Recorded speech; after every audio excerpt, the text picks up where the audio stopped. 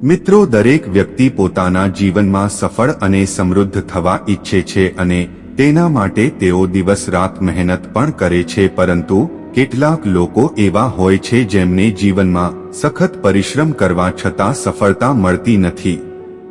મિત્રો, સફળતાનો આધાર વ્યક્તિની મહેનત પર હોય છે, પરંતુ ઘણી વખત મહેનત કર્યા છતાં પણ હાથમાં આવેલી સફળતા હાથમાંથી છૂટી જાય છે અને વારંવાર મળતી આવી અસફળતાના કારણે ઘણા લોકો હતાશ પણ થઈ જતા હોય છે।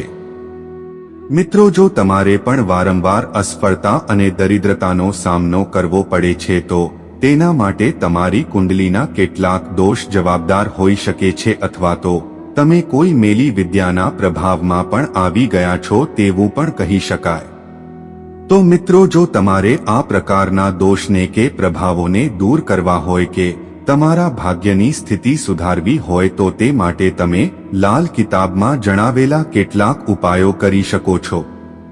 અને મિત્રો, આ ઉપાયો કરવાથી તમારી આર્થિક પ્રગતિ થાય છે, તેમજ દરિદ્રતાથી મુક્તિ મળે છે અને તમારા ઘરની ઉપર કરવામાં આવેલ મેલી વિદ્યાના પ્રભાવને પણ દૂર કરી દે છે। તો મારા વહાલા મિત્રો, આજના વિડીયોને તમે અંત સુધી જરૂર જોજો અને વિડીયો પસંદ આવે તો વિડીયોને લાઈક કરીને અમારી આ ચેનલને સબસ્ક્રાઇબ કરવાનું ભૂલતા નહીં અને કોમેન્ટમાં ઓમ નમઃ શિવાય અને જય હનુમાન જરૂરથી લખજો। તો ચાલો મિત્રો જાણીએ કે કુંડળીના દોષોને અને મેલી વિદ્યાના પ્રભાવને દૂર કરવા માટે લાલ કિતાબમાં બતાવેલ ધન પ્રાપ્તિના અચૂક ઉપાય વિશે જાણીએ। એક મિત્રો, ઘરમાં તિજોરી હોય અથવા તો એવી જગ્યા હોય જ્યાં તમે પૈસા અને કિંમતી વસ્તુઓ રાખતા હોય તો ત્યાં ચાંદી અથવા સોનાના સિક્કાને લાલ કપડામાં બાંધીને શુભ મુહૂર્તમાં રાખી દો। આમ કરવાથી મિત્રો, તમારા ઘરમાં બેસેલી પનોતી દૂર થઈ જશે અને ઘરમાં ધનની અછત પડતી હતી તે ધીરે ધીરે ઠીક થઈ જશે। મિત્રો, દર શુક્રવારના દિવસે તમારા કમાયેલા ધનમાંથી થોડો હિસ્સો કોઈ જરૂરિયાતમંદ વ્યક્તિને દાન કરવાનું રાખો અને સાથે જ સંધ્યા સમયે શ્રદ્ધાપૂર્વક શ્રી સુક્તમનો પાઠ કરો। આમ કરવાથી મિત્રો, માતા લક્ષ્મીની કૃપા પ્રાપ્ત થાય છે તેમજ ઘરની ગરીબી પણ દૂર થઈ જાય છે।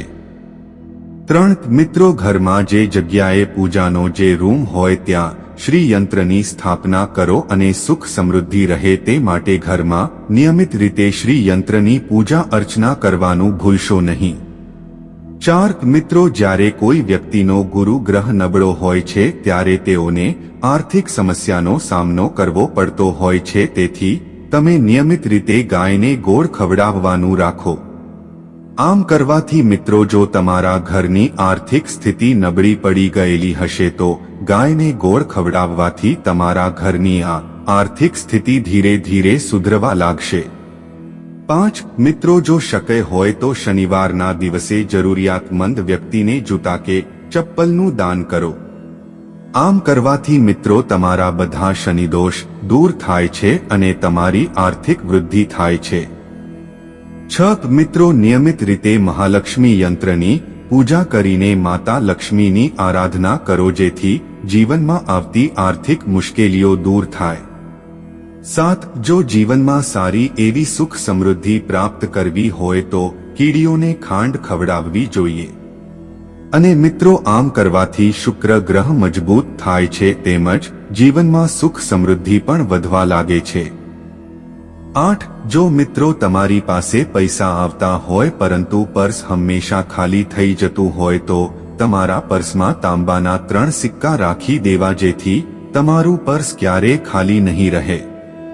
તો મિત્રો, આજનો આ વિડિયો પસંદ આવ્યો હોય અને માહિતી સારી લાગી હોય તો વિડિયોને લાઈક કરીને અમારી આ ચેનલને સબસ્ક્રાઇબ કરી બાજુમાં આપેલ બેલને દબાવવાનું ભૂલતા નહીં અને મિત્રો, કોમેન્ટમાં ઓમ નમઃ શિવાય તેમજ જય હનુમાન જય માં લક્ષ્મી જરૂરથી લખજો। હર હર મહાદેવ।